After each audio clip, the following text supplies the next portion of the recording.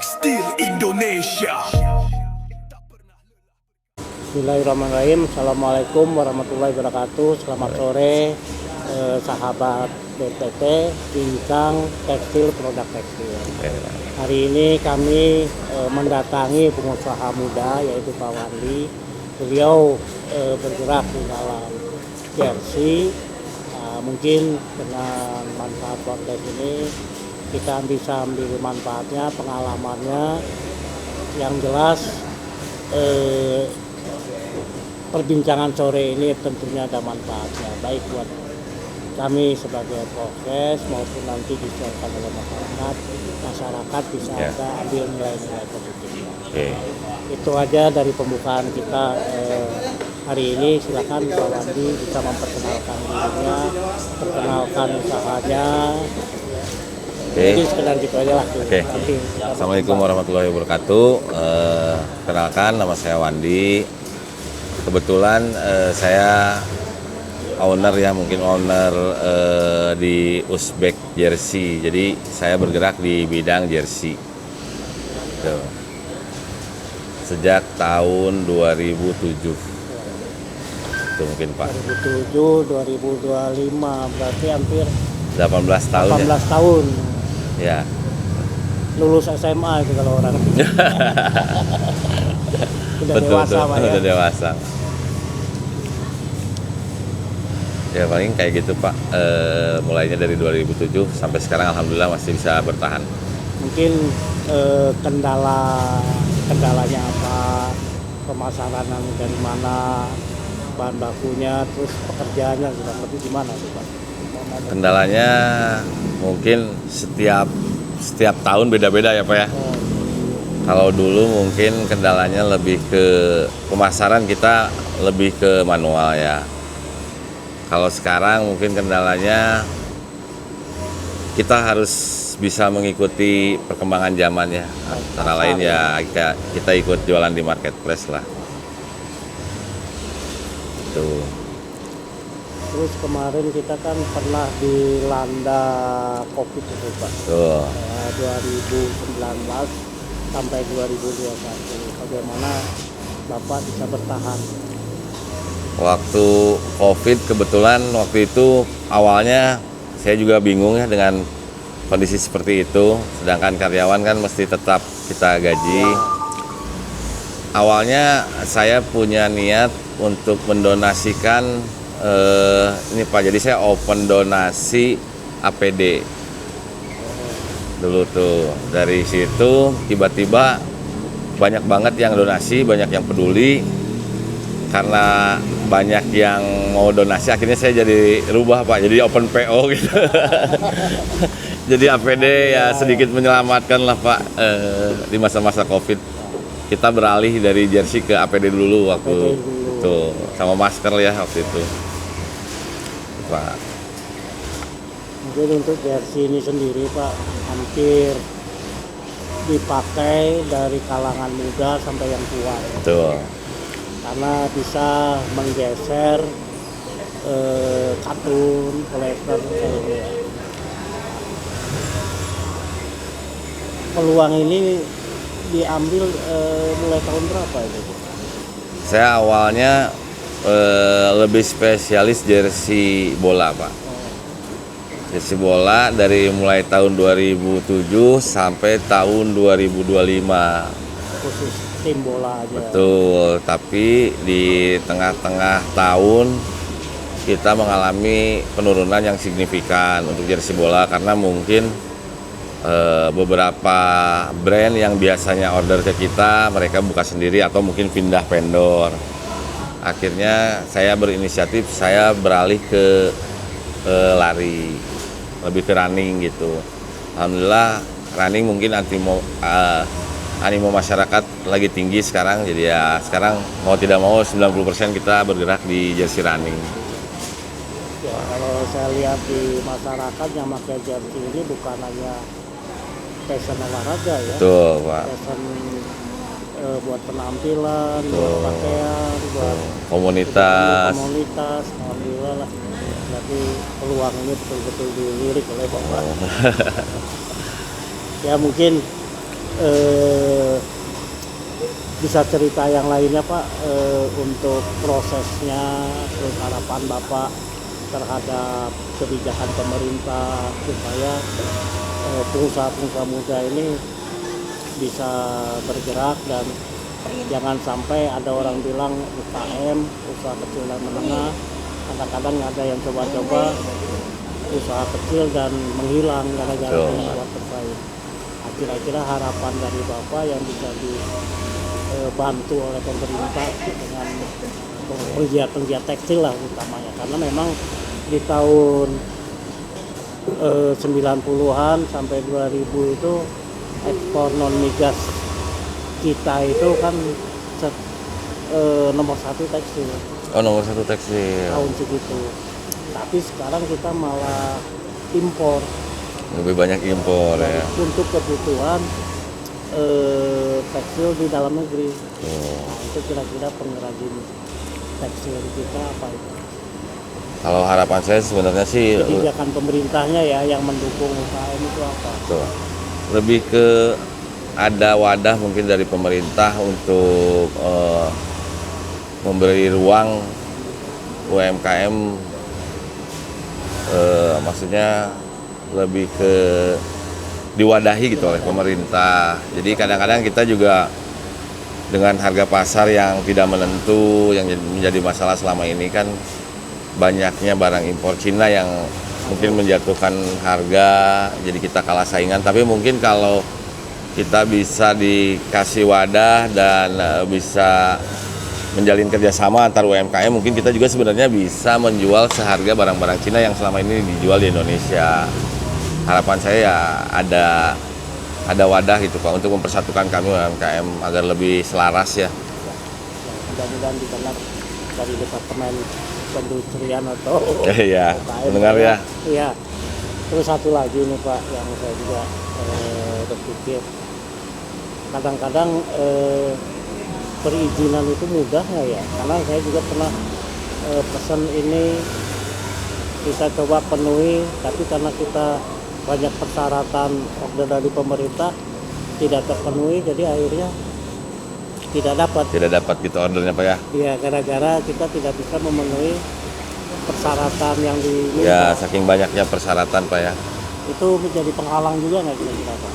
Pernah nggak penghalang? Saya sebenarnya lebih memilih untuk tidak masuk ke pemerintahan. Saking banyaknya ya. Jadi kalau ada order pemerintahan mungkin saya cukup dari pihak-pihak yang dapat aja Pak. Saya murni vendor aja karena selain sedikit ribet Pak ya, untuk memenuhi persyaratannya juga ya Bapak tahu sendirilah di Indonesia birokrasinya seperti apa gitu. Jadi kadang kita yang dapatnya cuma sekian, mereka yang banyak gitu Pak. Ya bukan itu kenyataannya ya, bukan kita membuka kekurangan pemerintah. Betul. Ya itu bukan inilah. Kadang-kadang saya juga merasa selagi bisa dipersulit kenapa harus dipermudah. Tapi mudah-mudahan itu dengan pemerintahan sekarang sudah tidak ada. Kedepannya lebih baik lagi ya Pak ya. Ya mungkin itu ya dari ya boleh. Iya. Pak, Pak ini Pak Bandi ya. Iya. Ya, terus aja Pak. Iya. Kita masih belajar. Kalau untuk masalah ini Pak, bahan baku kita produk lokal apa impor Pak? Saya kebetulan saya produk lokal Pak. Produk lokal. Jadi masih menggunakan produk-produk lokal karena mungkin kalau impor ke satu dari harga mungkin Pak ya. Kita nanti di harga jualnya takutnya nggak mampu bersaing Pak. Tapi kecuali emang ada produk impor yang bisa jual seharga produk lokal. Gitu. Alhamdulillah Pak ya. Nah dengan kondisi sekarang nih Pak, dengan banyaknya Pak impor thrifting kayak gitu, pengaruhnya gimana Pak? Ada pengaruh nggak ke jersey ini? Sangat berpengaruh Pak. Sangat berpengaruh. Sangat berpengaruh sih. Apalagi sekarang semakin maraknya mesin sublim Cina Pak ya. Ya. Kalau dulu saya di tahun 2012 itu masih belum ada mesin sublim Cina Pak. Jadi masih orang-orang tertentu yang punya mesin sublim. Harga juga lebih stabil, tapi karena sekarang sudah banyak mesin sublim Cina, akhirnya ya mau tidak mau kita mengikuti, dan harga pun sudah ya mengikut pasar lah Pak. Sudah semakin hancur harganya. Ya, kan kita harus cipta produk dalam negeri Pak ya. Betul. Jadi pakai produk lokal ya luar biasa. Selanjutnya Pak, kalau untuk tenaga kerja nih, Bapak mempekerjakan berapa orang itu? Saya sekarang kurang lebih 50 orang Pak. 50 orang, luar biasa. Ini Pak, kan sekarang tuh lagi rame-ramenya pada tutup nih. Ya, banyak pabrik tekstil yang Betul tutup, Pak. Tapi segmennya beda kan ya. Betul. Ya, tapi Bapak sampai bisa menampung 50 orang tenaga kerja. Luar Alhamdulillah. biasa Pak. Kira-kira gimana resepnya Pak bisa perusahaan bisa berjalan kayak gini Pak? Dari awal saya mungkin lebih ke menerapkan konsep persaudaraan Pak ya dengan yang kerja, karena saya percaya insya Allah kalau kita saling menyayangi gitu Pak ya, berkah pun datang sendiri ya. Dan alhamdulillah dengan cara itu saya juga sebenarnya tidak ada marketing, tidak ada apa, tapi sampai saat ini alhamdulillah masih bisa bertahan. Jadi menganut family manajemen gitu. Betul, betul Pak. Ya, Manajemen bagus, kolbu Pak ya. ya bagus Pak. Jadi ya katakan bukan kita mau menghargai orang lain Pak ya. Betul. Ya, saudara dulu ya yang terdekat. Ya. Mungkin kalau banyak saudara juga kan perlu pekerjaan. Oh enggak Pak, maksud saya itu kita menerapkannya di sini sistemnya lebih ke persaudaraan Pak. Kalau pekerjanya emang Tapi kan Orang di lain. Bogor juga ada yang kerja di sini. ada Pak, ada Pak. Memang ada manajemen profesional, Betul. manajemen keluarga, ada manajemen komplit juga ada. Ya, betul. Tapi ini semuanya bisa kepake tergantung Iya. situasi yang sedang kita hadapi. Kebetulan Ya saya tuh ini Pak. Saya tertarik dengan itulah Bapak tuh. Oh, Makan sholat, kesehatan dan keselamatan kerja. Jadi ini justru inilah yang saya tuh penasaran gitu ya, bikin sharing dengan Bapak, pengen ngobrol dengan Bapak. Kan jarang perusahaannya kayak gini Pak. banyak mungkin Pak. Enggak, saya baru nemu 2 Pak, Oh gitu. yang ada spanduk kayak gitu. Ya Pak.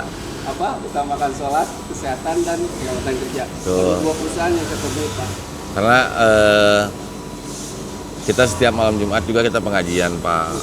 Luar biasa. Jadi setelah selesai sholat isya kita adakan pengajian sampai jam 9 lah Pak. Diusahakan, dirutinkan, karena ya selain untuk keberkahan juga kita tidak lupa ya Pak, semua ini kan hanya titipan dan pemberian sementara gitu Pak. Jadi Tuh. kalau istilah doa itu kan ada apa ya? Robbana atina fid dunya hasanah wa fil akhirati hasanah Pak ya? Betul, Bapak Pak. mengejar itu kan? Iya, betul, Pak. Alhamdulillah, luar biasa Pak. Alhamdulillah. Selanjutnya Pak, ini mesin produksi yang Bapak punya berapa Pak?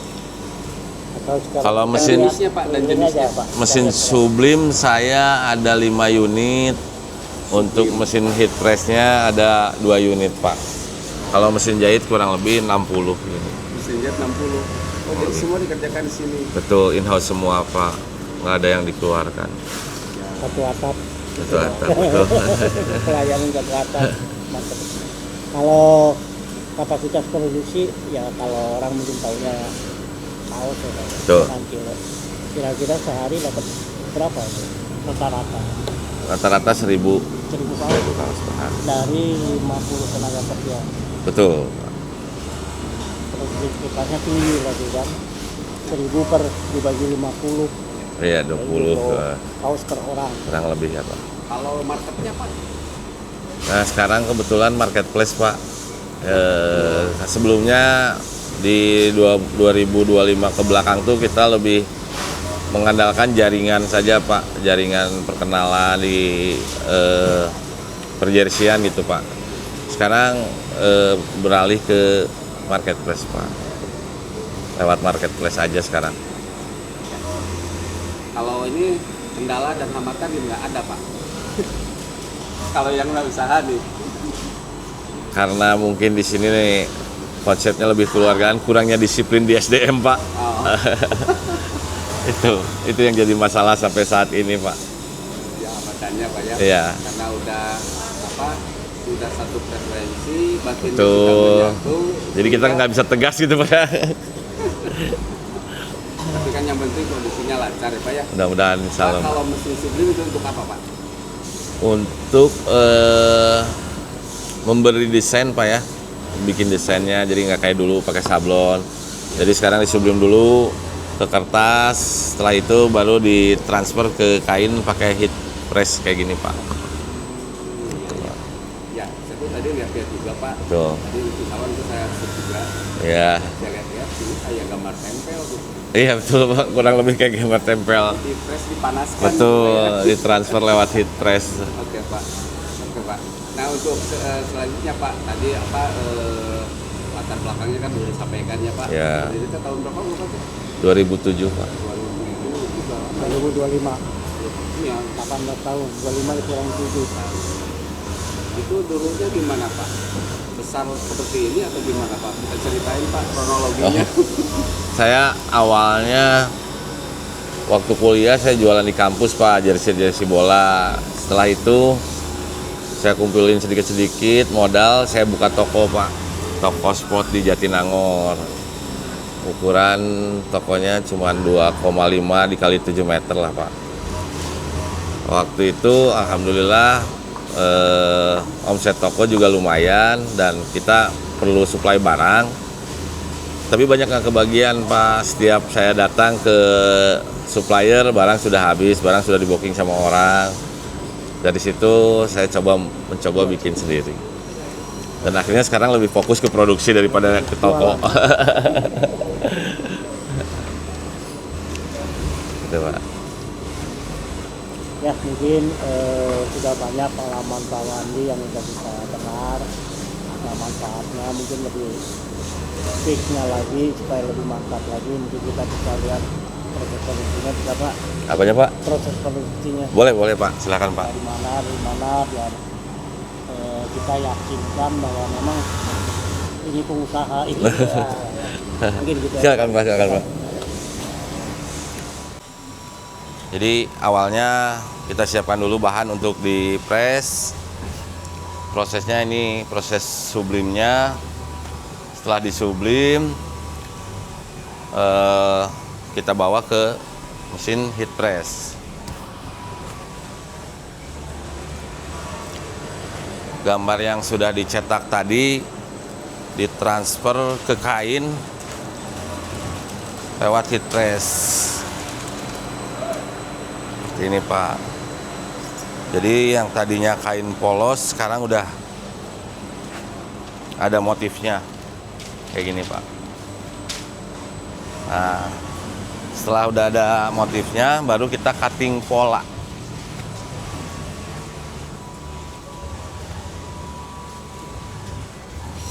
Cutting pola.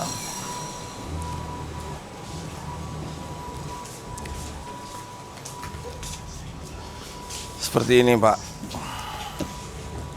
Dibentuk sesuai pola yang dibutuhkan. Nah, setelah sudah selesai berbentuk cuttingan, sudah siap jahit, baru kita jahit di lantai 2.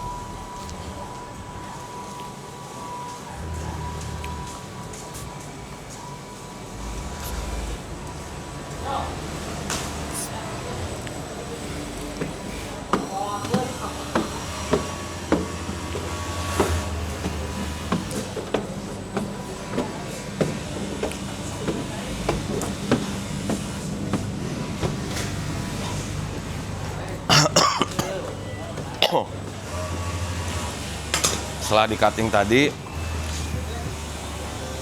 masuk ke proses jahit.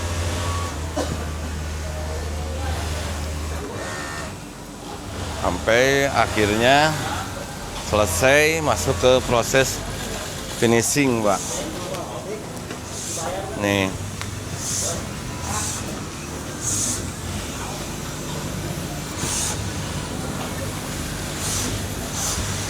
Setelah selesai finishing, baru barang siap untuk dijual di marketplace. Oke.